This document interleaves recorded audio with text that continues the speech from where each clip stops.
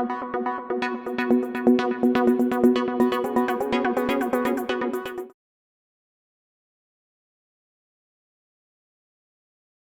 yo quisiera dar la bienvenida a todas y a todos los que están en esta cuarta de las 5 sesiones que estamos programando para las celebraciones del IFO Ciudad de México, que cumple 15 años. Estas pláticas que hemos preparado han sido iniciativa de nuestra querida comisionada Laura Lisset Enríquez, y todo el equipo hemos estado trabajando. Son un intento, un poco lo que te decía, como de traer temas interesantes en un esquema informal al que todos podamos tener acceso, ¿no? Sí. De hecho, si no han visto las pláticas anteriores, las pueden seguir en los posts que yo he hecho a través de esta plataforma, o también a través de las redes sociales de la comisionada Laura y de las cuentas oficiales del Info Ciudad de México. De verdad que han sido súper enriquecedoras y se han abordado temas como la integridad corporativa, donde estuvo invitado Eduardo Bojorquez, de Transparencia Mexicana, el combate a la corrupción, donde estuvo Justin Dupuy, de Fundar, la seguridad nacional y su vínculo con la transparencia, donde estuvo Alejandro Jope, y hoy toca hablar justo del tema del combate a la violencia de género en el ámbito digital. Y para ello doy la bienvenida a Edgardo Martínez, quien es experto en protección de datos personales y privacidad. Y déjenme hablarles un poquito de Edgardo. Edgardo es abogado por la Libre de Derecho y tiene un máster de protección de datos personales y privacidad por la Universidad de San Pablo CEU de Madrid. Y desde hace más de 15 años se dedica al tema de transparencia, pero también el de la protección de los datos personales. Primero, trabajando en el INAI, donde básicamente elaboró todo el marco normativo mexicano en materia de protección de datos personales, tanto para particulares como para el sector público, y ahora es consultor internacional y colabora con instituciones como el Banco Interamericano de Desarrollo y la Agencia Española de Cooperación Internacional para el Desarrollo. También es académico en universidades de alto prestigio y reconocimiento, como es el CIDE. Bienvenido, Edgardo. Muchas gracias, Miriam. Es un honor y un placer poder compartir este espacio contigo. Un saludo a todas y a todos, por supuesto también con ustedes, que espero podamos transmitir y comunicar algún buen mensaje, alguna buena reflexión. Yo encantado de la vida de ser parte de esta serie de conversaciones que me parece son valiosas. Creo que los temas que están abordando totalmente ad hoc al momento que vivimos.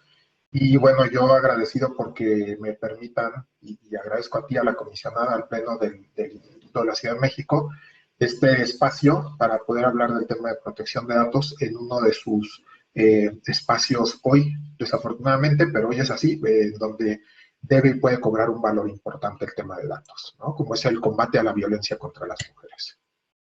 Sí, y que es un tema novedoso porque a lo mejor muchos de los que nos están viendo no conocen ni de datos personales y cómo esto puede ser una herramienta para combatir la violencia contra las mujeres, ¿no?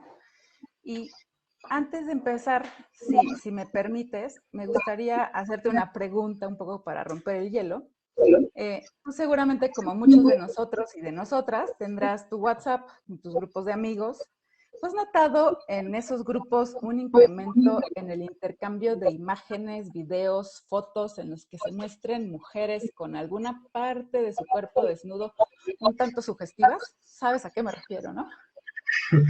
Buena pregunta, Miriam. Sí, fíjate que es algo que ha venido ocurriendo. De hecho, desde que la tecnología va cobrando nuevas dimensiones, extienden más los brazos de la comunicación en todas sus facetas.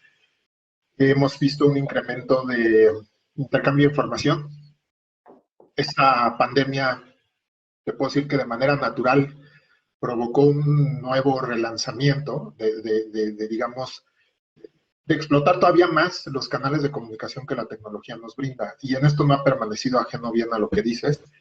El compartir, que se comparte información personal, ni siquiera de uno o de alguien que conoces, sino de terceros que van fluyendo ahí. Sí, y fíjate que además, sí, es cierto, y creo que el tema ha nacido, y no me gustan las generalizaciones porque puedes cometer injusticias. Puede que incluso haya nacido de manera de buena fe, o que no hubiera mala fe de por medio, pero sí es cierto que se ha incrementado este compartir información donde aparecen imágenes, videos, donde figuran mujeres. Y creo que va cambiando un poco ya la percepción sobre esos contenidos, en tanto esta cuestión de violencia ha ido incrementándose en México y en el mundo, en el sentido siguiente. Fíjate, quiero decirte que veía el actuar y las declaraciones de la directora general de la Agencia Española de Protección de Datos, donde se ha construido, y ya lo vamos a ver después, un mecanismo precisamente donde buscan desde la óptica de datos constituir una plataforma poderosa para prevenir o combatir estos temas de violencia. Pero fíjate, había una declaración. Es cierto, y como lo hemos visto también nosotros acá en México, cómo el compartir ya está siendo un tema que antes no se regulaba, ahora ya, e incluso se está tocando en la ruta específicamente penal a través de este conjunto de reformas que están llegando a través de la denominada Ley Olimpia. Pero fíjate, y eso toca con difundir información indebidamente, ¿no? Pero déjame te llevo a un punto que es el que quiero abordar. Decía y planteaba ella, la directora general de la Agencia Española, que, que también el tema de compartir, es decir, ¿a cuántos hombres y mujeres no nos han llegado en esas cadenas, por citar una, en WhatsApp, donde vienen estos contenidos reveladores de imágenes de mujeres?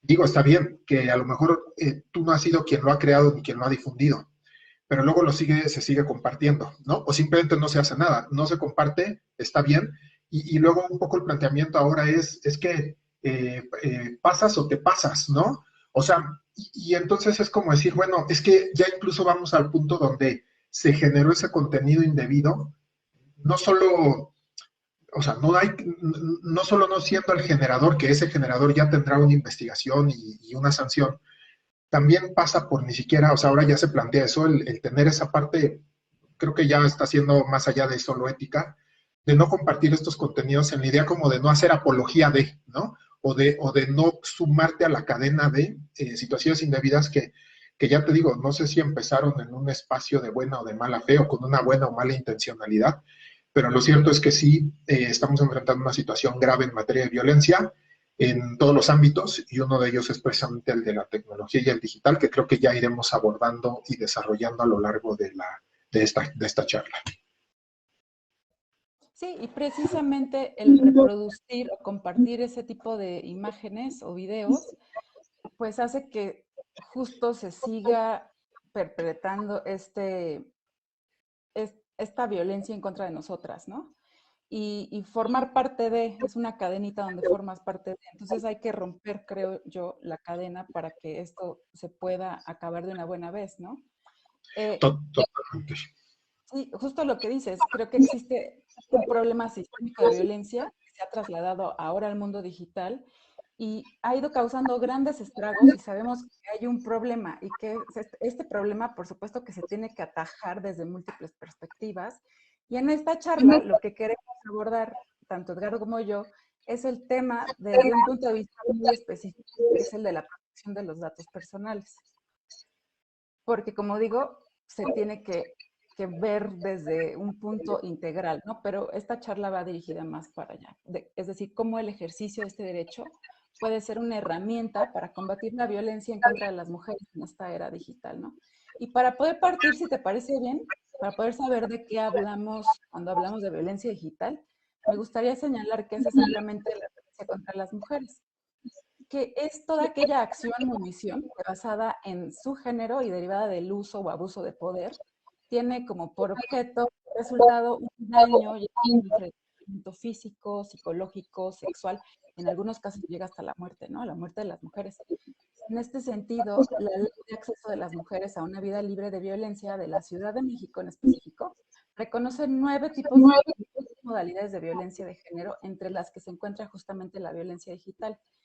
Y dentro de los diferentes tipos de violencia digital están, por ejemplo, la suplantación de la identidad, el acecho, el acoso, la difusión de información personal sin nuestro consentimiento, la extorsión, el desprestigio y el abuso y explotación sexual también, ¿no? Si bien todos los de aquí sabemos la importancia del uso de la tecnología, todas esas ventajas que ofrece, en ocasiones también estas herramientas se aprovechan mal uso de ellas. conducto para actos delictivos. Déjame contarte una historia que me hizo llegar a mí una amiga y colega sobre un video publicado en TikTok, en que un grupo de animaba a otros el próximo sábado 24 de abril, en el Día Internacional. O sea, supuestamente en este video de TikTok, los hombres que ahí aparecían argumentaban que es legal abusar a una persona durante ese día. E incluso daban consejos planteando así un reto para violar mujeres. En contraste, por ejemplo, el día de hoy se celebra por primera vez el Día Anual de las Niñas y Mujeres Europeas en las TICs, como parte del compromiso asumido por los países de la Unión Europea, derivado de la Declaración Ministerial de las Mujeres en la era digital, ¿no? O sea, fíjate qué profundo puede ser este tema, que por un lado existe esta arista negativa que permite que haya un día donde se incite a que se violen mujeres legalmente y por el otro, hay avances para el empoderamiento de las adolescentes y mujeres. Habiendo dicho esto, yo quisiera preguntarte si consideras que la violencia contra las mujeres se está intensificando en el ámbito digital. Sí, tocas temas interesantísimos, Miriam. Sí, déjame decirte primero la frase esta que me encanta de la agencia española con el compartir videos de contenido sexual. ¿Lo paras o lo pasas? Entonces, estamos llegando ya a ese punto de desarrollo. Me parece que dice todo sobre la filosofía o la visión con la que debemos enfrentar estos temas, seas hombre o seas mujer, en esta cuestión de difusión de contenidos de esta naturaleza. Fíjate que sí, esta conmemoración, primer año del Día de las Mujeres, Niñas en las TIC, me parece fundamental. Fíjate nada más como dices, qué dimensión ha cobrado el tema, qué relación, y que bueno, esperamos que esto sea digamos, un referente para el mundo, que se pueda seguir. Y que bueno, también me parece fundamental hoy esta charla en el contexto de esta conmemoración, porque como habrás visto en esta conmemoración, también es cierto, es la celebración de una serie de eventos en torno a este tema. Mujeres, niñas y tecnologías de la información. Y en relación a esta pregunta específica que me planteas, sí, debo decirte que sí que en el espacio digital, desafortunadamente, sí hay una nueva puerta, se abrió una puerta más, que tiene su reflejo desde la vida presencial, desde la vida real, trasladado al terreno digital, donde también se manifiesta de manera muy desafortunada esta cuestión de la violencia contra las mujeres. Me parece que es eso, un reflejo de la multiplicidad de situaciones, de las formas en las que se puede reflejar o materializar esta violencia contra las mujeres. Y yo te quisiera resaltar, viendo un poco lo que ocurre en la parte regulatoria, que lo fundamental aquí sería que nuestros legisladores, que sé que están haciendo hoy un trabajo, son ya más de la mitad o más de las entidades federativas que se han materializado esta iniciativa Ley Olimpia, y que las que están pendientes o están trabajando en ello, no dejen de considerar todas las situaciones que pudieran provocar algún tipo de violencia. Ya nos narrabas y nos describías bien una serie de conductas, pero aquí entonces se vuelve fundamental el que sí se logre contemplar todo y si no la mayor parte. Sé que a veces en el ámbito de la regulación es imposible preverlo todo y sobre todo en el ámbito tecnológico, el poder calcular qué nos va a permitir la tecnología el día de mañana, pero en todo caso sí tener una norma o una regulación muy comprensiva de todas las circunstancias, muy sensible, y yo creo que en eso se vuelve también fundamental esta parte de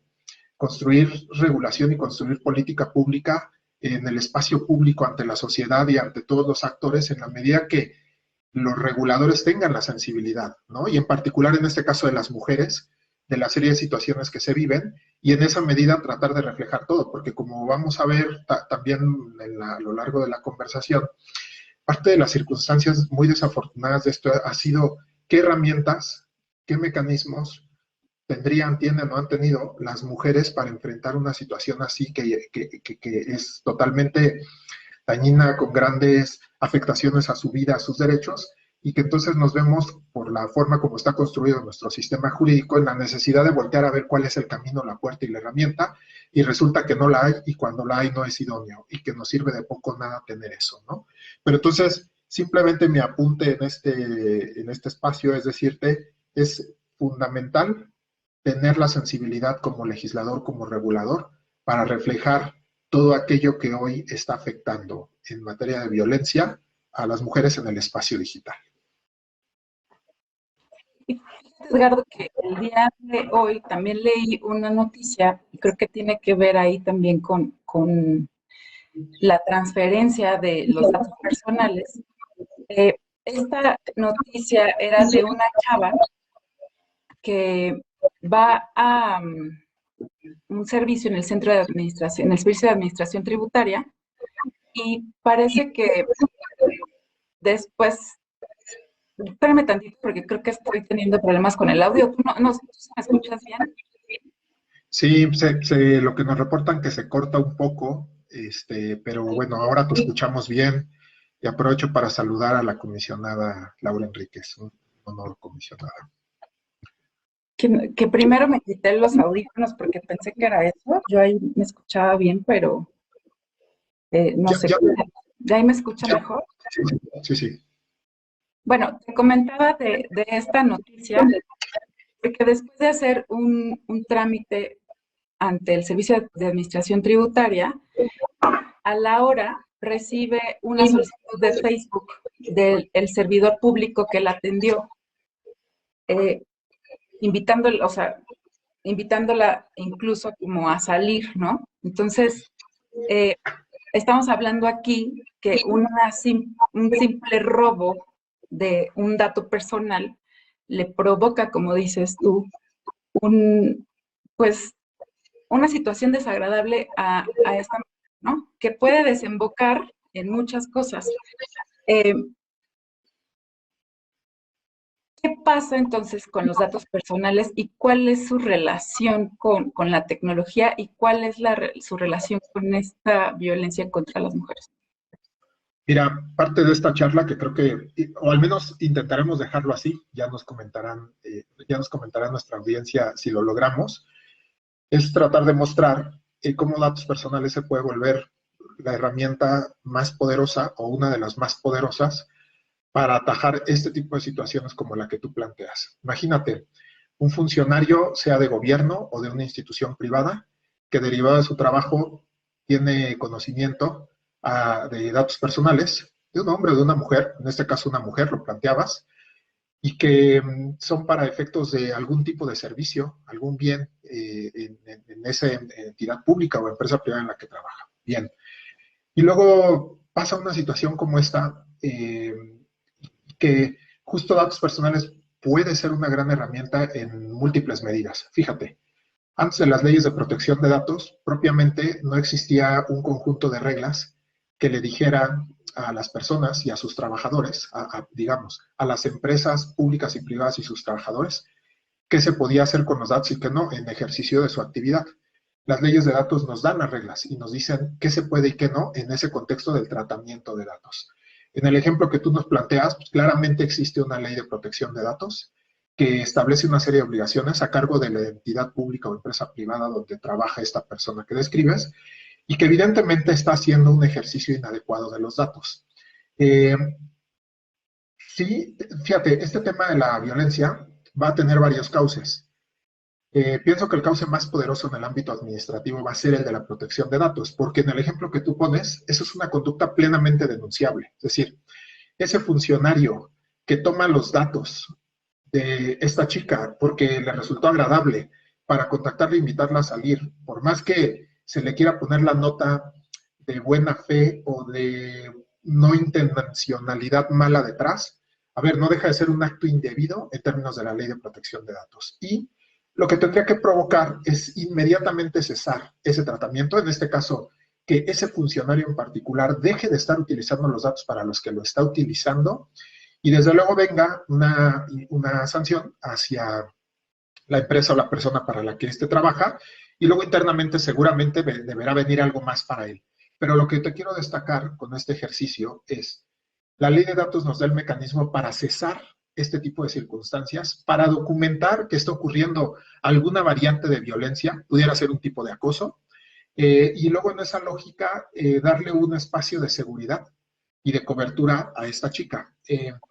Al final, yo pienso que parte de la función de las leyes de protección de datos y propiamente del derecho más que de las leyes es hacer de las tecnologías un espacio seguro.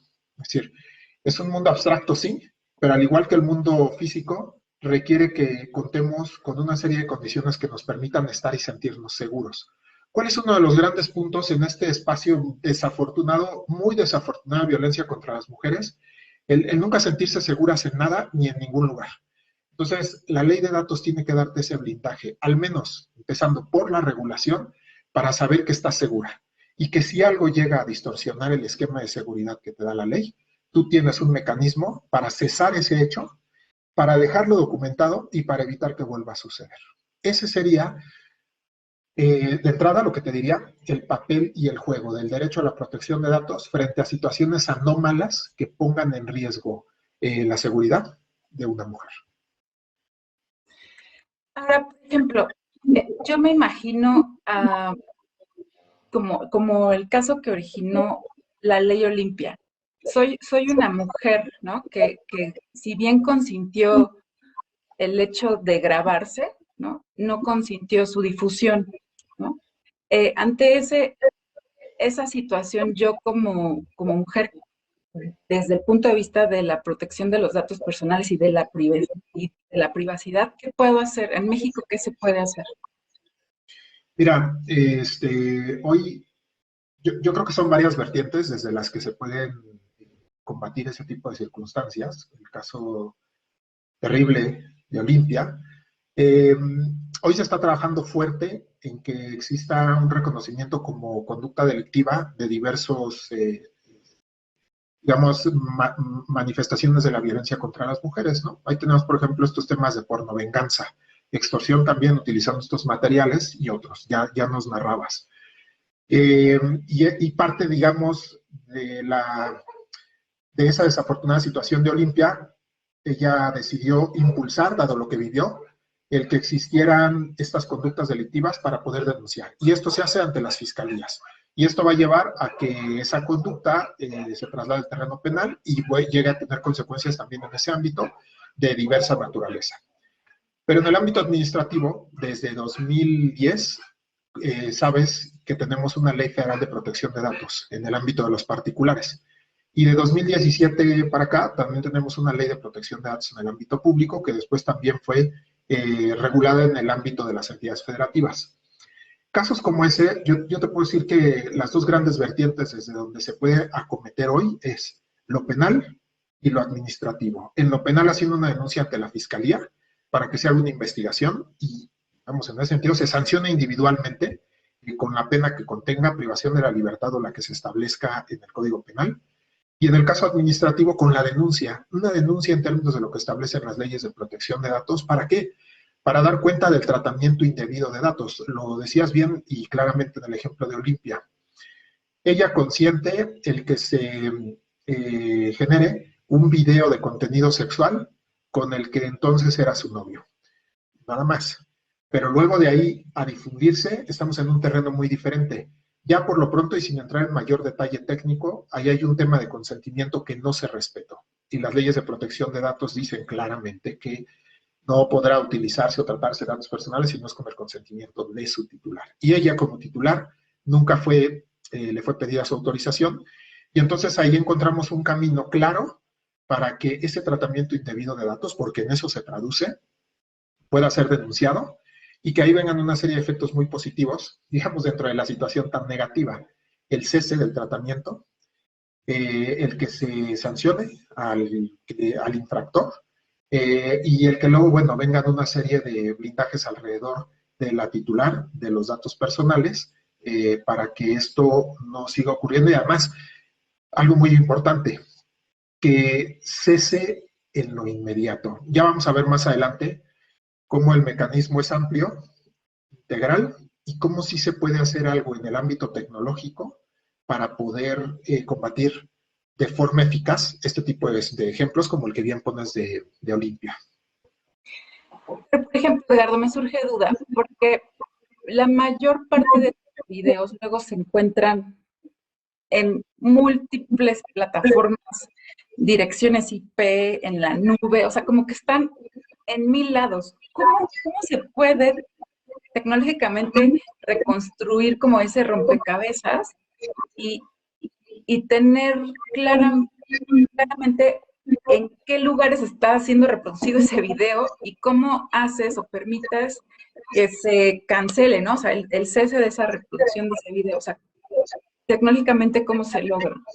O sea, digamos que ese video de Olimpia pudiese estar reproducido ahorita en un celular de un chino, ¿no?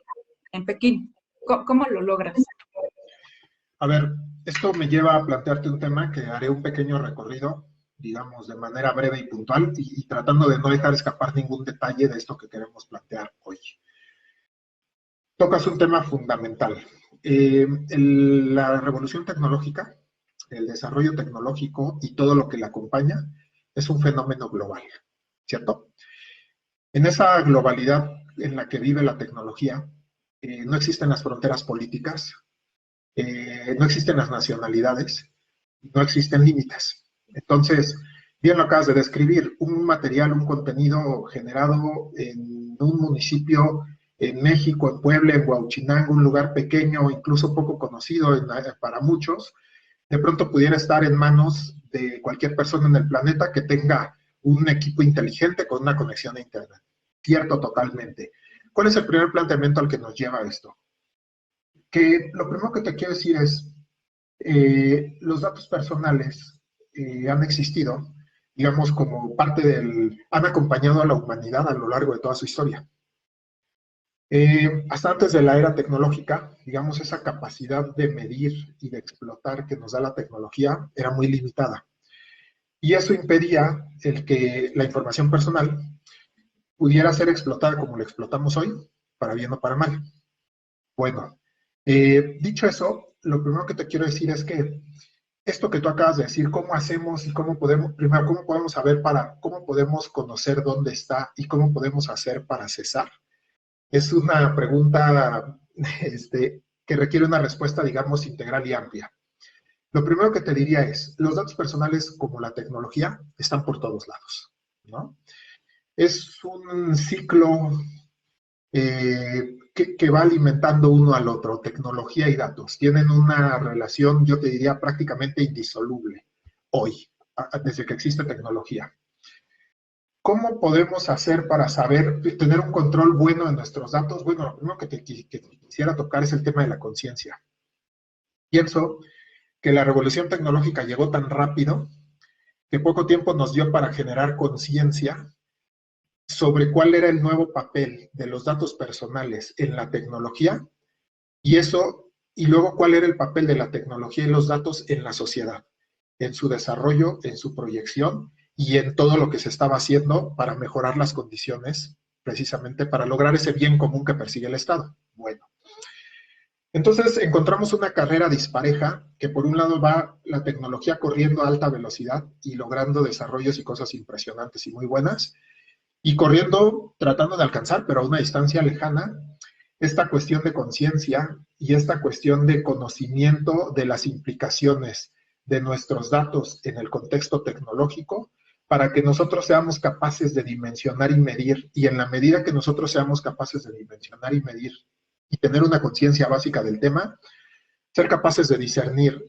cómo, cuándo y dónde podemos compartir nuestros datos personales hablando de tecnología. Eso en lo que refiere a las personas y a la sociedad, conciencia. En lo que refiere al mecanismo legal para controlar y saber dónde pueden estar nuestros datos y que tú tengas un mapa claro de eso, yo te diría que para eso está diseñada la ley, las leyes de protección de datos, cuando específicamente en el principio de información o de transparencia te dicen que todo tratamiento de datos personales deberá ser informado, ¿no? Previamente a su titular y que esa información deberá ser clara, específica, determinada, etcétera, etcétera, y trae una serie de cualidades. Esta cuestión que en el caso mexicano se ha expresado a través del famoso aviso de privacidad, Busca que todas las personas sean informadas de qué tipo de tratamiento se está dando a su información personal y quién la tiene, ¿no? Eso es lo legal. Y luego vuelvo al tema de conciencia. ¿Cómo controlar todo esto? Me parece que el controlar conlleva un compromiso donde tendrían que estar involucrados todos. Y me explico con quiénes son todos. Las autoridades de protección de datos del país correspondiente, la sociedad civil, la sociedad como sociedad y los individuos como individuos, la industria tecnológica, y esa suma de esos tres factores nos tendría que entregar necesariamente eso que tú estás preguntando. ¿Cómo podemos hacer y que esto aparezca de pronto en China, en Pekín, y cómo podemos hacer para que esto deje de estar ahí? Mira, por un lado, yo apelaría al tema de conciencia, que lo veo, es muy complicado, a lo mejor es demasiado idealista hoy, que eventualmente llegáramos a un grado como planeta, siendo un fenómeno global el tecnológico, a generar un grado de conciencia que nos permita una mínima ética como personas, a no hacer justo esto de lo que decíamos al inicio, lo paras o lo pasas. O sea, es el video de Olimpia, llega un chino y todos como seres humanos, te pongo un ejemplo que hemos usado antes ya también para este tema, no tirar basura. El no tirar basura se volvió también una como filosofía global de vida en beneficio de nosotros, de nuestra salud y de nuestra vida, es decir, de no perder este planeta donde vivimos, porque el día de mañana nos podemos ir con todo y el planeta si lo desaparecemos del universo. Bueno, la aspiración en óptica de datos es la misma. Esta filosofía de lo paras o lo pasas sería lo primero, apelar a la conciencia y a la ética de las personas. Y lo segundo, en la parte legal, los protocolos, yo te diría que ha habido una transformación importante.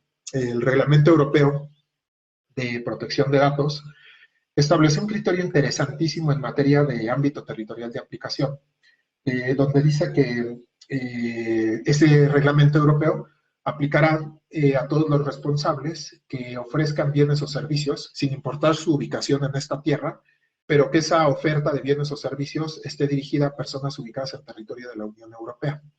Fíjate cómo la transformación del pensamiento en la construcción de leyes, de hablar de estas leyes en el espacio analógico, de estas leyes con un principio de aplicación territorial, a una nueva generación de legislación que dice, a mí no me importa dónde está la empresa ubicada, lo que me interesa es dónde está el titular de los datos para protegerlo conforme a mi legislación, en este caso el Reglamento Europeo. Ese tipo de regulaciones nos permiten salvar situaciones que aún estando la empresa, el responsable, fuera del país, nos permiten actuar en términos de nuestra legislación y hacer que se cumplan los principios, ¿no? Esto del caso chino, complicado, no hay un tratado, sí hay un tratado universal, el convenio 108, y luego ahora el convenio 108 Plus. ¿Es universal en términos de su vocación? Sí, pero que hay pocos países, porque hay 50 y tantos países que se han sumado, han firmado y ratificado, también eso es cierto. Por eso, también desde la óptica de la regulación, mucho se ha insistido en que debemos transitar hacia un espacio donde logremos un gran convenio global, en el que seamos capaces de tener mismas reglas del juego para enfrentar, es decir, ¿cómo podemos enfrentar un fenómeno global si no es con una respuesta global? No sé si me explique. Y la respuesta global está en el terreno de los tratados. Ahora, en el último desdoblamiento de esta respuesta que intento darte, bueno, no tenemos la Convención Internacional, esa respuesta del Reglamento Europeo no nos alcanza porque en este caso a lo mejor no es un responsable, es una persona física que a lo mejor no alcanza a calificársele como responsable. ¿Qué hacemos? Bueno, fíjate que en España se construyó un mecanismo interesantísimo y apelando a la responsabilidad social de la industria, que además ha reaccionado bien, positivamente, existen mecanismos donde tú podrías, como en el caso Olimpia, imagínate el caso mexicano, lo planteo, logramos un tema de responsabilidad social donde logramos acercar a la industria, a la autoridad de datos en México y a la fiscalía, por lo menos. Va Olimpia y denuncia su caso ante la Autoridad de Protección de Datos en México, y la Autoridad de Protección de Datos en México activa un protocolo. ¿Con quién? Con la industria tecnológica. ¿Cuál es la plataforma desde donde la que se está difundiendo? La que tú me digas, ¿no? Entonces hace un contacto con esa plataforma para pedir el cese de la difusión de ese video, porque se tiene la certeza y la prueba de que la titular de los datos no consintió. Por tanto, se trata de una difusión indebida y por tanto, si bien, digamos, la plataforma no es que haya tenido algún tipo de autoría o responsabilidad respecto a la difusión indebida del contenido, lo cierto es que sí es en su plataforma en donde está ocurriendo ese tratamiento indebido, esa difusión no autorizada, y en ellos sí está en sus manos detenerla, no importando que esté en cualquier punto de la Tierra esto, ¿no? Entonces, digamos, lo más acabado que se ha logrado es activar protocolos que, insisto, apelando a la responsabilidad social, que desde luego la tienen y la reconocen en la industria tecnológica de este planeta, se puede cesar todo ese tipo de contenidos que se están reproduciendo y que, bueno, justo lo que se busca es que ya no causen más daño con su difusión masiva al menos, ¿no? Luego que puede quedar en manos o en alguna computadora, en algún equipo móvil, puede ser, pero al menos ya no tiene este efecto masivo y en tanto se vuelva a poner disponible para verse de manera masiva, nuevamente se bloqueará su difusión. Entonces creo que al menos sí estamos en la puerta de una solución global y masiva, pero te digo, más en el entendimiento y en el acercamiento entre autoridades, industria y sociedad, que no tanto por la vía de la regulación, por toda esta serie de obstáculos que nos plantea la construcción jurídica del mundo anterior, del mundo analógico, donde lo digo con todo el respeto, los legisladores nacionales no han sido capaces de transformar su mente y su pensamiento para intentar crear un nuevo orden jurídico que responda a esto que tú acabas de plantear, los retos de la era tecnológica. Claro, y eso implica como lo que dices, una responsabilidad social donde decidamos si vamos a formar parte del problema o si vamos a ayudar a combatir el problema, ¿no? Y esta ética global de sumarse, ¿no? Ya sea por medio de tratados internacionales. Ahora, déjame, pasando justo a esto que decías de las tecnologías y de la información, que cada vez se usan mucho más y que han generado distintas formas de violencia contra niñas y mujeres por razón de género, impidiendo, por ejemplo, el pleno desarrollo del ejercicio de sus derechos humanos como la dignidad, la libertad de expresión, la privacidad, por mencionar algunos. Eh, Quisiera nada más rapidísimo dimensionar el tamaño de la problemática en México. Y ahí déjame contarles que en la última encuesta nacional sobre disponibilidad y uso de las TICs en los hogares del 2019, arrojó distintos datos, la verdad, bastante perturbadores, ¿no? Señalaba que mujeres de 12 años y más, el 9.3 millones de mujeres de 12 años y más habían sufrido ciberacoso. El 40% de esas mujeres habían tenido insinuaciones o propuestas sexuales. 35% habían sufrido violencia digital con contactos mediante identidades falsas, ¿no?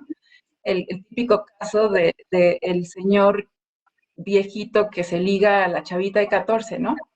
El 34% de ese total habían recibido mensajes ofensivos y el 33% de mujeres habían recibido contenido sexual.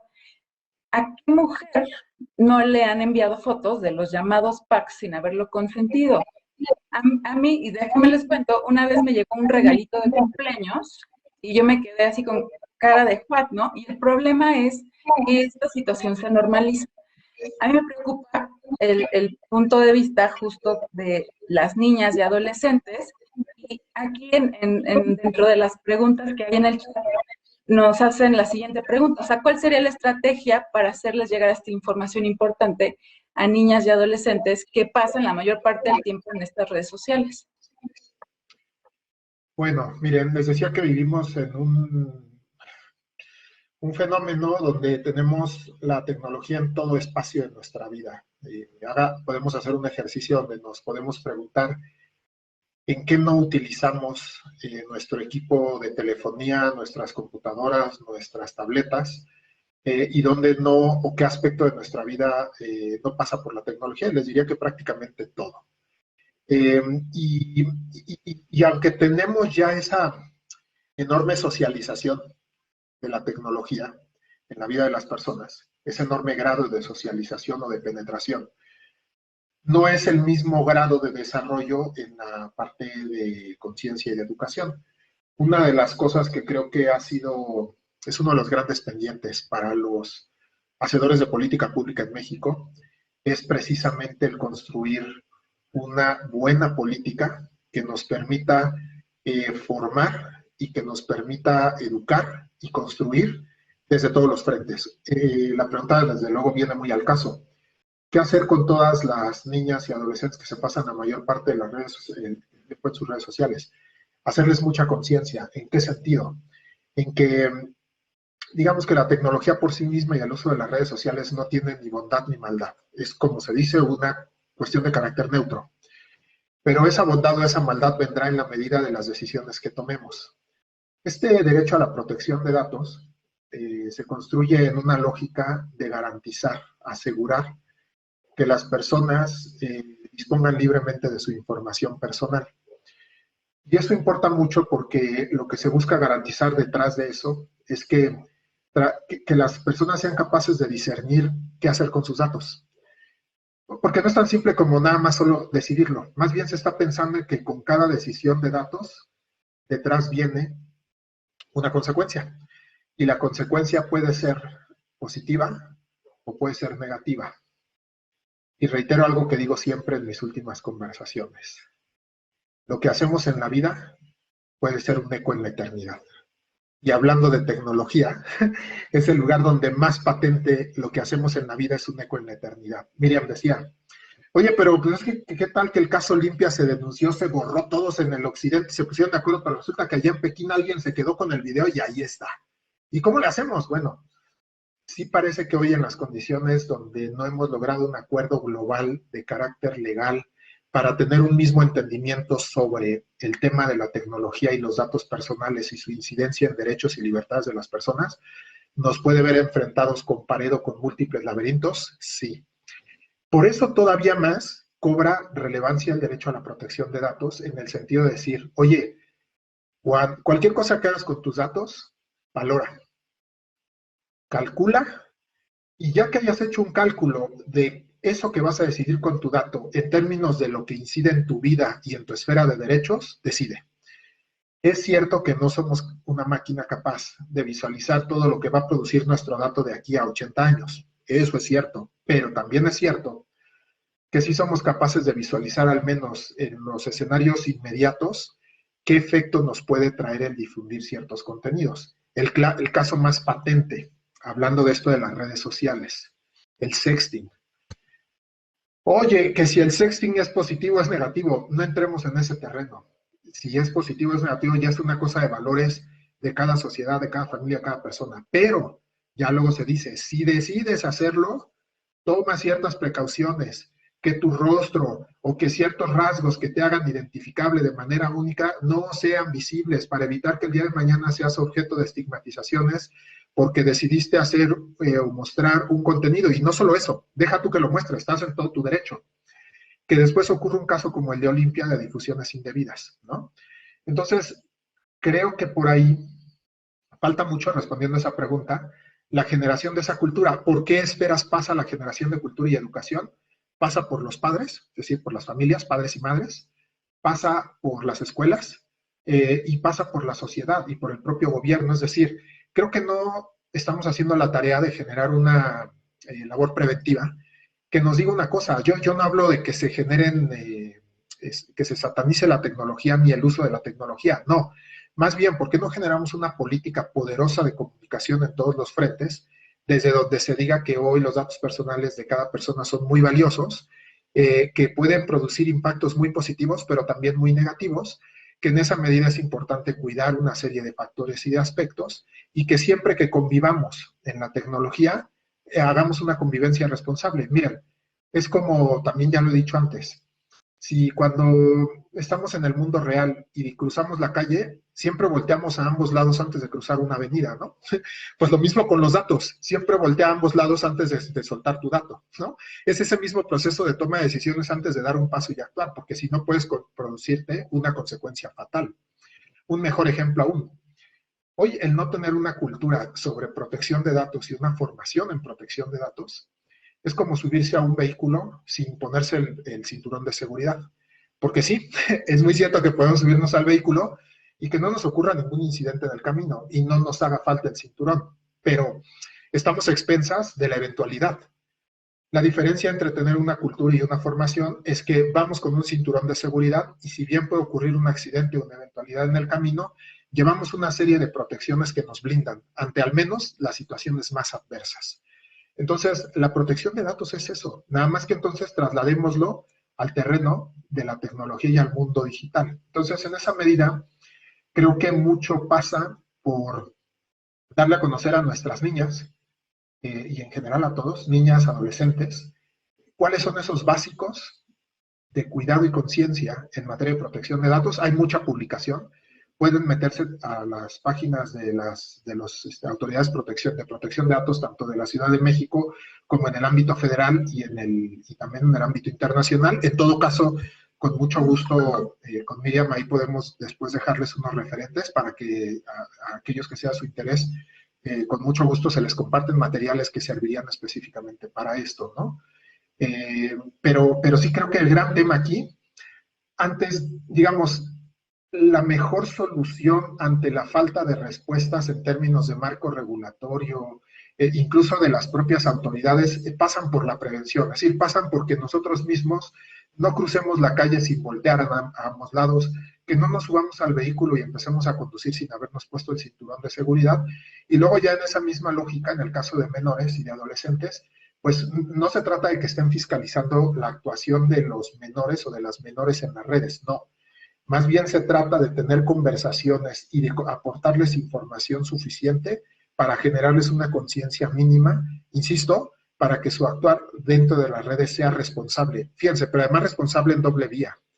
Respecto de sus propios datos, qué comparten y qué no, y también respecto de los datos de tercero, porque ya sabemos que situaciones como el bullying se dan, todo esto que les decía, ¿no? Que no es a lo mejor el caso de los menores, pero el del compartir videos, ¿lo paras o lo pasas? Y a eso me refiero también con la responsabilidad en doble vía cuando estamos conviviendo en el espacio digital y si somos parte de la solución o somos parte del problema. Claro, y es que de repente, ahorita que estás mencionando eso, estas aplicaciones o plataformas que mencionas me recuerdan un poco al cuento de Hansel y Gretel, ¿no? La bruja consigue que los niños vayan a su casa porque es atractivo y está llena de dulces y chuches y golosinas que están disponibles y ellos saben, más bien no saben que el plan de la bruja es comérselos, ¿no? Victimizarlos. Con esa inocencia parece que muchos de nosotros nos incorporamos al mundo de la tecnología, ¿no? Los caramelos son esos likes, los retweets, el número de menciones, de seguidores, y no somos conscientes de que exponemos nuestros datos personales, sobre todo estas niñas, adolescentes, ¿no? Que no tienen a lo mejor configurado ahí o no tienen una buena configuración de privacidad. Exponemos nuestra vida privada, nuestros hábitos, nuestros gustos, nuestras aspiraciones, nuestros sueños, nuestros planes, hasta la identidad, como tú dices, de terceros, ¿no? De nuestros propios hijos, y esa información que en manos equivocadas y en perfiles públicos se convierte en elementos que nos vulneran, ¿no? Fíjate, Miriam, sí, totalmente de acuerdo. Algo que creo que es importante y parte de esta como conversación cuando hablamos de cultura, de cultura de la protección de datos, pasa incluso por saber hoy cómo funciona y cómo se construye todo el proceso y el desarrollo tecnológico y la innovación, que insisto, la tecnología y la innovación, que esa es como la esencia de todo esto, están pensadas para mejorar la vida de la humanidad. Eso no cabe duda. Y que debemos reconocer y aplaudir todo lo que se logra ahí, también es cierto. La cosa es que también, desafortunadamente, ha habido o se puede dar un uso para otro tipo de cuestiones, ¿no? De que pueden incidir negativamente en la vida de las personas. Y bien lo dices, hoy están dados en la construcción tecnológica una serie de incentivos para ver cómo le hacemos o cómo le hace la industria para llegarse de más rubros de tu vida, que todo se traduce en dato personal, ¿no? Y no de mala fe, simplemente en el ánimo de construir más servicios y más soluciones a tu vida, porque se vuelve un círculo virtuoso, ¿no? En la medida que ellos construyen soluciones, tu vida se hace mejor y entonces podemos llegar a ese gran estado de bienestar que algunos autores hablan, donde eventualmente la humanidad no tendrá que trabajar, ¿no? Todo nos lo resolverá la tecnología y serán tantos los beneficios de la tecnología que ya ni siquiera se tendrá que trabajar para sobrevivir. Se vivirá bien sin trabajar gracias a todo el desarrollo tecnológico de la humanidad. Bueno, pero Lo que sí hay que ser muy claros es entonces que es cierto, y por eso tanto esa frase tan llevada y traída de que los datos personales son el petróleo, o mejor dicho, el combustible del desarrollo tecnológico, ¿sí? Porque, a ver, la tecnología no es una cuestión abstracta que funciona, que la tecnología se construye para los planetas o las estrellas, para ver qué servicio les da. No es así. La tecnología está pensada, construida y diseñada para la humanidad, exclusivamente para la humanidad, para darle servicio como grupo o para darle servicio en lo individual. Se dice que los espacios donde el ser humano ha sido más exitoso es cuando ha logrado medir las cosas. Y fíjate, hay historias muy interesantes de varios tipos, pero no podemos hablar aquí 4 horas. Déjame contarte y contarle a nuestros amigas y amigos que nos acompañan una historia de cómo esto que te digo, del poder de la medición, de cómo el uso de los datos se relaciona con la tecnología y cómo la tecnología y los datos transformaron la vida de la humanidad.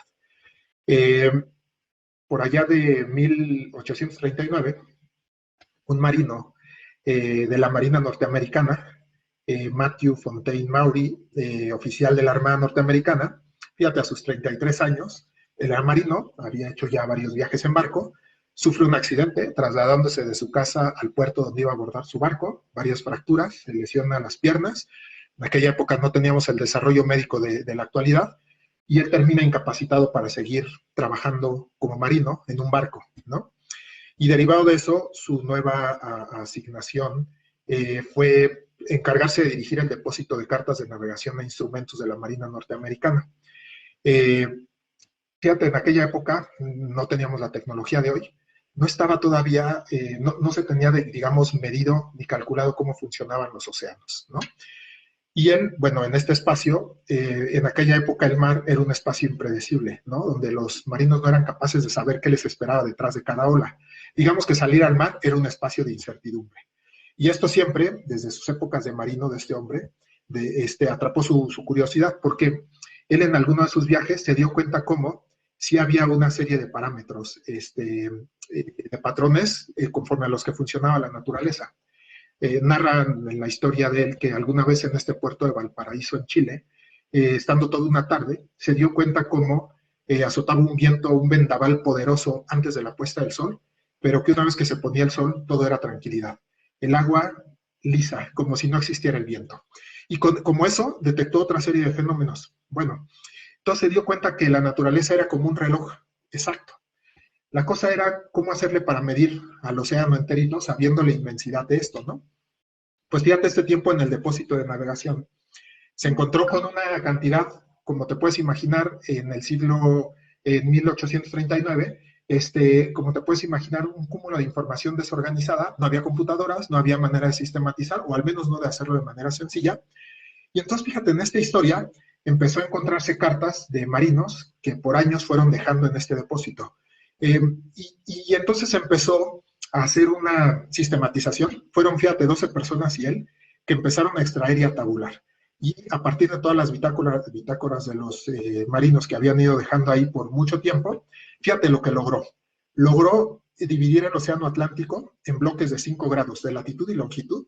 Fíjate, donde anotó temperatura, velocidad y dirección del viento y el oleaje de cada segmento, así como las condiciones en cada mes del año, porque iban cambiando. Fíjate, toda esta combinación de datos que hizo reveló patrones y rutas de navegación más eficientes. ¿Qué logró? Los viajes se redujeron en 1/3 en el tiempo, en aquella época, gracias a sus cartas de navegación. Gracias a esto, no se navegaba más a ciegas, ¿no? Y publicó su obra, fíjate lo que le tomó, más de 15 años después de haber iniciado este trabajo. ¿Qué te quiero decir con esta pequeña historia? Te das cuenta del poder de los datos y de la medición, y que en esa época no existía la tecnología que tenemos hoy. Esto me lleva a plantearles un poco, a dimensionar, ¿se pueden ustedes imaginar lo que hoy la gran industria tecnológica puede? Porque además la estamos alimentando con cantidades impensables de datos. ¿Saben lo que es capaz de lograr hoy la tecnología a partir de lo que le alimentamos? No sé si tuvieron oportunidad, y si no se los contamos Miriam y yo. En días pasados, que además ya salió publicado, en la semana pasada, se filtraba un borrador de recomendaciones de regulación que estaba haciendo la Comisión Europea en materia de inteligencia artificial. Y a aquellos de ustedes que sean fanáticos de las series. Existe una serie que se llama Black Mirror, y en uno de sus capítulos hablaban de una cuestión como de que a partir de las redes sociales, bueno, a partir de tu actuar en el mundo, medido desde la tecnología, se te iban generando créditos sociales, es decir, que podías tener un alto crédito social o un crédito social bajo. La consecuencia de tener ese crédito social era el acceso a cosas y servicios si lo tenías alto. Y si no lo tenías, pues era discriminarte indebidamente a esa serie de servicios y círculos en tu vida. Pues saben que una de las prohibiciones de las que hablaba ese borrador filtrado, que ahora les digo, ya está ahí, de la Comisión Europea dice que, hablando de inteligencia artificial, una de las cosas que se prohibirían es que se utilice la inteligencia artificial para generar una especie de crédito de comportamiento social, y que a partir de ese comportamiento se pueda lograr el acceso o la discriminación a ciertos servicios, bienes, etcétera. O sea, se dan cuenta cómo se puede lograr eso, y la verdad es que hoy, con toda la información que está hoy en las plataformas y en la tecnología, es muy sencillo, y el poder de la inteligencia artificial es único. Puede lograr cosas increíbles. Entonces, sí es cierto que hoy enfrentamos un fenómeno que nos supera y que ni siquiera somos capaces de imaginar lo que va a lograr esa tecnología en poco tiempo.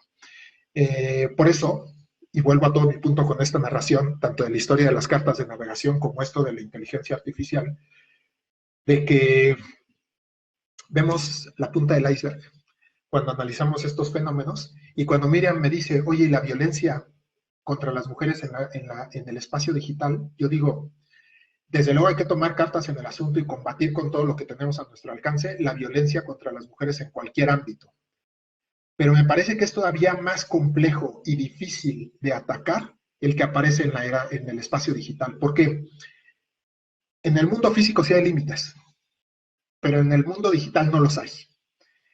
En tanto que no los hay, yo me pregunto, ¿se dan cuenta de la capacidad que tiene la tecnología? En otras charlas he dicho, ¿por qué en las épocas recientes, por qué no sé, de 2010 para acá, de pronto, y déjenme utilizar el término, se puso de moda hablar del derecho al olvido? ¿Por qué tendríamos que crear un derecho al olvido?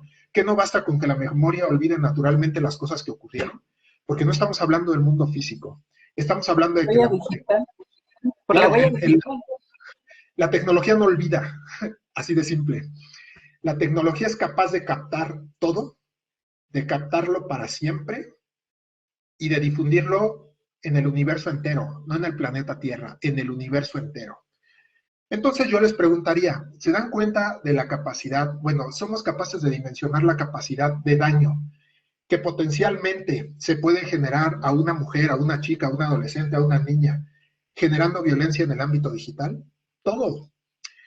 Urgen los protocolos en México y en el mundo, pues, pero hablando de México, urgen los protocolos para poder atender esas situaciones, porque están ahí y las están sufriendo todos los días. Sí. Que ya hay una ley de datos y que ya se está trabajando en la reforma denominada Ley Olimpia, sí. Pero que la reforma y Ley Olimpia le sigue faltando el complemento administrativo, sí. Y que en el complemento administrativo viene, tal vez, a mi modo de ver, viene el complemento más poderoso de este combate a la violencia, sí, en la parte reactiva y en la parte preventiva. Porque en la reactiva es como en lo que decía Miriam, veo que se está difundiendo un video indebidamente. ¿Cómo lo puedo parar una hora después? Precisamente a través del cauce administrativo, porque entonces a través de la Autoridad de Protección de Datos es como se detonaría el mecanismo para que la dueña de la plataforma cese esa difusión, ¿no? Luego ya vendrán los temas penales, sí, que se toman su tiempo y que tienen otros efectos, sí, pero propiamente el efecto dañino más poderoso, que es en este caso el que el contenido esté ahí indebidamente, cae en la cancha de las leyes de protección de datos, cae en la cancha de las autoridades de protección de datos, y mucho pueden ayudar desde su responsabilidad social toda la industria tecnológica, desde donde, digamos, se le da toda esta potencia a estos usos indebidos, y eso en lo reactivo. Y en lo preventivo, esto que nos preguntaban, de cómo le hago para que a mis niñas, a mis adolescentes, a las mujeres, cómo las informo, cómo les proveo de insumos, cómo les doy ese conocimiento mínimo y básico. Bueno, pues precisamente construyendo política pública. Y en ese sentido, creo que la agenda está llena de pendientes en llenar, digamos, todos esos cajones vacíos, ¿no? Muchas gracias. Estamos ya en la recta final. Me gustaría decir una de las preguntas que nos hacen los que nos están escuchando, ya nada más para cerrar, ya sé que estamos en tiempo. Nos pregunta Hani, los medios de comunicación con las fotos y encabezados que suben promueven la violencia y discriminación de las mujeres en el ambiente digital. ¿Qué rol tienen, si es que hay alguno, los órganos garantes de derechos humanos en proteger los derechos de las mujeres frente a los medios de comunicación? Bueno, pues un rol importante, porque me parece que ahí debería haber otra vez un ejercicio conjunto, común, donde sí, pues efectivamente los medios de comunicación tienen una plataforma poderosísima, precisamente para informar y atender otro de los derechos, libertad de expresión, libertad de prensa, acceso a la información, sí, pero luego entra un espacio de responsabilidad y de ética del primer nivel, donde si de pronto se difunde algo es porque el interés público está justificando, con todos los cuidados del mundo, pero que fuera de eso no tendría por qué estársele dando más difusión a un tema que puede estar revictimizando a una chica, ¿no? A una mujer, a un adolescente, a una niña. Entonces, me parece que ahí el juego o la combinación es fundamental, un acercamiento entre la autoridad de datos para tener con estas asociaciones de periodistas y de medios de comunicación de todo tipo, televisivos, digitales, etcétera, para generar una muy buena cultura de cuáles son esos espacios y esos límites donde no se está eh, sacrificando y dañando a una persona objeto de noticias, eh, digamos, injustificadamente, ¿no? O sea, donde también tenemos que hacer esos ejercicios. Entonces, me parece que tendrían que ser muy puntuales y muy de carácter excepcional los casos donde se llegue a difundir algo que de alguna manera esté, pues, difundiendo una cuestión que pueda afectar precisamente o que ejerza o extienda estos espacios de violencia contra las mujeres. Muchas gracias, Edgardo. Pues ha sido muy ilustradora esta plática y para los que nos siguen, cuéntanos dónde pueden localizarte, tus redes sociales. Sí, claro, con mucho gusto. Me pueden encontrar en Twitter como @emartinezrojas1. Con mucho gusto ahí me localizan. Intento compartir algunos materiales de interés. Y si alguno desea escribirme, mi correo electrónico es de Edgardo, M de Martínez y R de Rojas, EMR, México@gmail.com. De todas maneras, con Miriam, si desean consultarle estas dos datos de contacto, sin mayor problema, se los puede compartir. El que desee contactarme, ahí estoy a sus órdenes. Espero que les hayamos podido transmitir algún, algún tipo de mensaje. Esta charla creo que puede tener varios capítulos, pero bueno, al menos hayamos dejado el interés.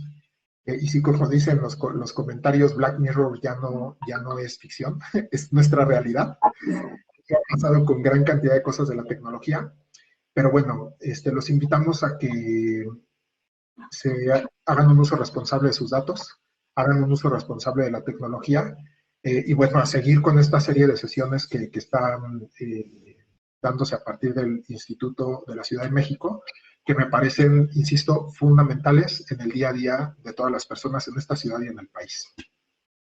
Muchas gracias, Edgardo. Gracias, Miriam. Gracias al Instituto y a la comisionada Laura Enríquez. Gracias, y para todos los que continúan aquí con nosotros, el día de mañana vamos a tener una gran charla con expertos en datos personales y telecomunicaciones. Se va a estar hablando del padrón de telefonía celular, también por Facebook Live, con Ivonne Ordaz, Pedro de los Santos y Jorge Moreno. Mañana aquí a la 1 de la tarde. Gracias. Gracias a todas y a todos. Bye.